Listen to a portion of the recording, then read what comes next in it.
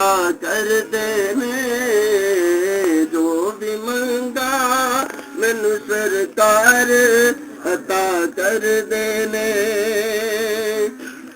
हर इज्जतां दा सदा औलाद गल विच रहना हर इज्जतां दा सदा औलाद गल विच रहना उन्हें खुशबख्तां दा ना मर के भी जिंदा रहना जेड़े आका दी। बिस्मिल्लाहिर्रहमानिर्रहीम। अस्सलाम वालेकुम दोस्तों और बुजुर्गों नाज़रीन, तुहाडे सामने अगली वीडियो का नाल हाज़र हां। अज तुसीं वेख रहे हो कि एक जड़ी बूटी है जौज मासल जिन्ना गुलजौज है समरजौज समरजौज और गुलजौज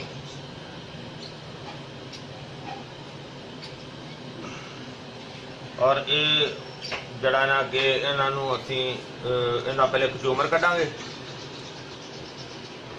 कीमे की मशीन नाल इहदा कचूमर कढ़ने कचूमर कढ़ के तो फिर इनू इहदा असी जौहर हासिल करना है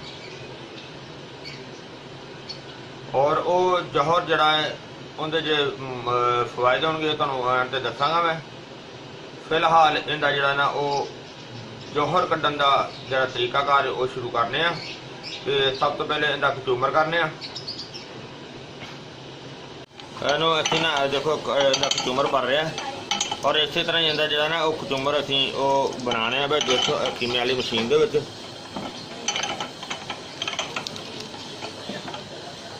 इस तरह ही देखो दाना फड़ के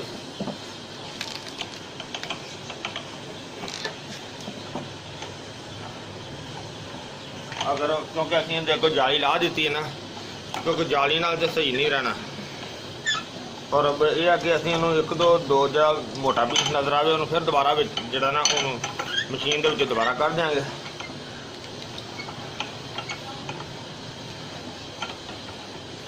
इनू वैसे भी इनू असीं पकड़ लईदा ना तो इहदे नाल वो अगों पीस आपे ही छोटे छोटे हो जाते हैं।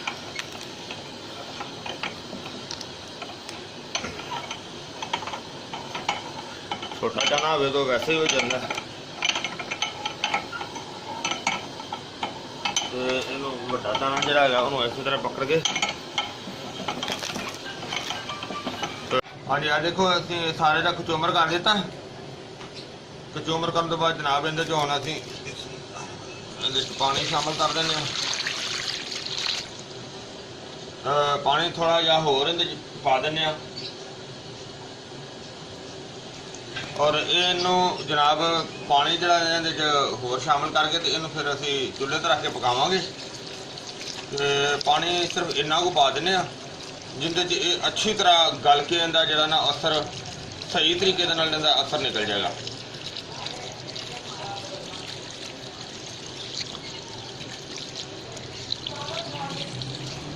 गुल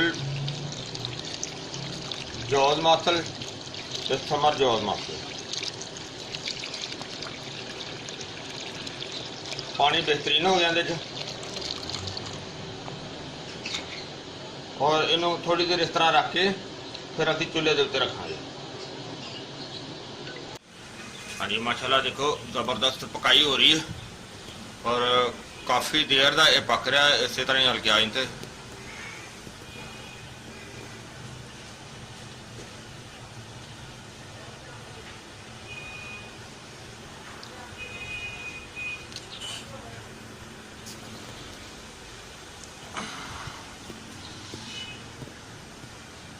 और ये काफ़ी देर की पकाई करांगे जिंदा कि पानी जरा कम कम अद्धा पानी है खुश्क हो जाएगा नाले जड़ी जड़ी बूटी है साड़ी अच्छी तरह गल जाएगी।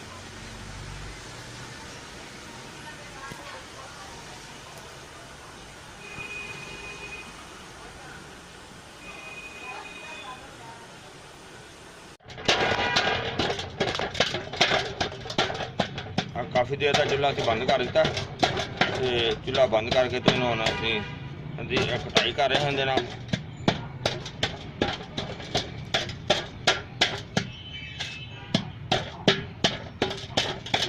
ताकि अच्छी तरह बारीक हो जाए।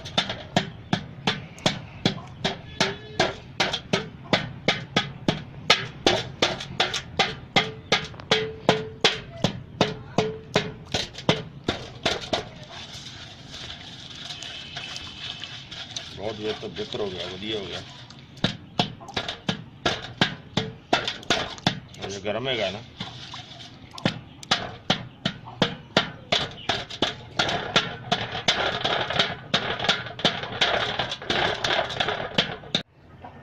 हाँ जी। देखो असी माशाल्लाह इनका पानी निचोड़ लिया सारा, जड़ी बूटी का देखो पानी तुहाडे सामने, और फोक का जड़ा ना वो लैदा कर दिता बिल्कुल सारा अच्छी तरह निचोड़ के। और इनू असी कम कम कोई 2 घंटे तक जो ना 2 तो 3 घंटे इनू इस तरह प्यार रहते हैं ताकि अच्छी तरह निकल जाएगा। इहदे थले कोई जरा मिट्टी का कोई जरा जरा होएगा ना मैल शैल वो बैठ जाएगी तो ये साफ हो जाएगा, बिल्कुल नितर जाएगा। तो इनका हुण 2 घंटे का 2 तो कम 3 घंटे का इंतजार करने। हाँ जी, तकरीबन सानू 3 तो 4 घंटे हो गए ने। हुण असीं इहनूं उल्टाने आ बिस्मिल्लाह, ताकि जिहड़ा मिट्टी घट्टा होगा वो थले बैठ के होना है।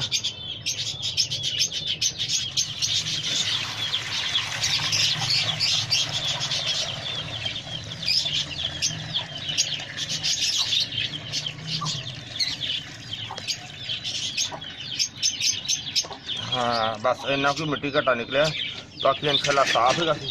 और इनू असीं चुक के हुण इत्थे चुल्हे ते रख देने और चूल्हा चला देने।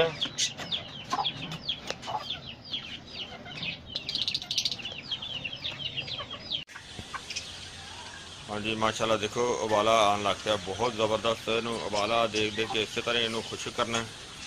और जो हल्का जा रहेगा वो फिर बाकी जरा ना वो वैसे इन्हें सुकावांगे। इंशाल्लाह ये बहुत ज़बरदस्त चीज़ बनेगी। काफ़ी देर तो पक रहा।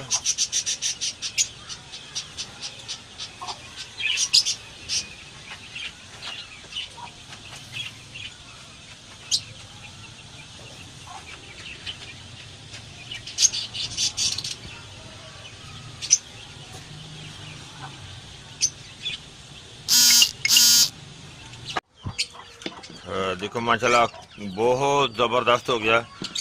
तकरीबन हल्की बिल्कुल आँच तो हुण चल रहा कि जरा बिल्कुल जरा ना खुश्क होने वाला, बल्कि थोड़ी ही देर बाद जरा ना इन्हें चूल्हा बिल्कुल बंद कर देंगे।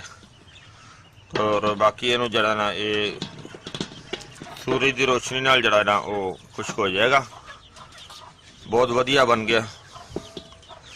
और देखो कितनी मेहनत हुई है। आज दूसरा दिन हो गया चूल्हे से पिया होया सी हल्की आंच तक, लेकिन इस वक्त बिल्कुल हल्की आंच कर दी होंगी।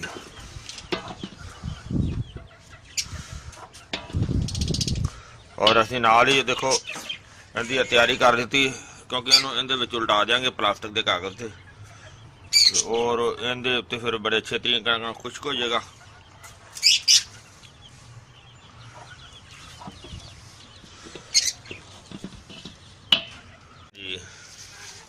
देखो असी इनू छापर ते कढ़ के रख दिता, तो वैसे भी धुप्पे रख दिता इनू। बहुत ज़बरदस्त बहुत वधिया चीज़ बन गई। और इनका हुण खुश्क होने का इंतज़ार करने। तो देखो जी कितनी ज़्यादा मटीरियल से साडा, ते वजन कितना कु होएगा ज़्यादा से ज़्यादा। बहरहाल वजन करके दिखा देंगे कि किन्ने वजन दे विच निकलिया वाम जौहर। और इनू असी गम असल भी कह सकते हैं।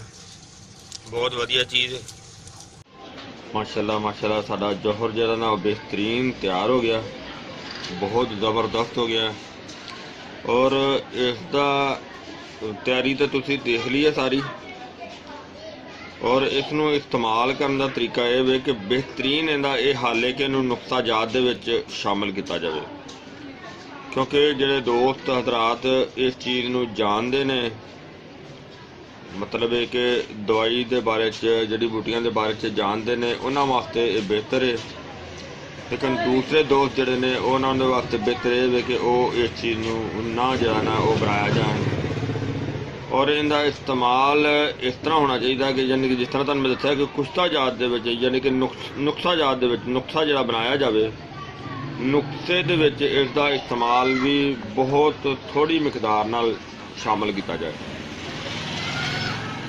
यानी कि अगर नुक्सा जात तुहाडा कोई 1 तोले के हिसाब नाल तुहाडा नुक्सा हैगा तो इसनूं जिहड़ा ना मासियां दे हिसाब नाल इस्तेमाल किया जाए। और इसनूं अगर तुसीं कल्ला इस्तेमाल करना चाहो तो मुमसिक वास्ते भी बहुत बेहतर है। और दूसरा है भी कि नज़रे वास्ते, पुराने केरे वास्ते, नज़रे वास्ते भी बहुत बेहतर चीज़ है। लेकिन बेहतर है कि इन्हूं नुक्सा जात दे विच शामिल किया जाए। अगर इन्हूं कल्ले नूं इस्तेमाल करना भी होवे तो इन्हूं दुध घी जिहड़ा ना घी दे विच दुध ज़्यादा शामिल करके इन्हूं इस्तेमाल किया जाए। और इनका इस्तेमाल ज़्यादातर जिहड़ा ना सिर्फ एक टाइम ही इस्तेमाल किया जाए, खाने तो कम अज़ कम 2 घंटे पहले या खाने तो 2 घंटे बाद विच इस्तेमाल किया जाए। ये बहुत ही अच्छी, बड़ी नायाब तो बड़ी बेहतर चीज़ है। और इसनूं जड़ा ना इस्तेमाल जिस तरह फिर मैं तुहानूं बार बार इस चीज़ के बारे दसना कि इनका इस्तेमाल सिर्फ एक टाइम तो ज़्यादा नहीं होना चाहिए। तो मैं उम्मीद करना कि मेरे दोस्तों भरावां नूं वीडियो अच्छी लगी होगी। इन्हूं लाइक करो, शेयर करो, सबसक्राइब करना बिल्कुल नहीं भुलना। इंशाअल्लाह अगली वीडियो नाल फिर मिलांगे। इजाज़त, अल्लाह हाफिज़, अस्सलामु अलैकुम वरहमतुल्लाहि वबरकातुहू।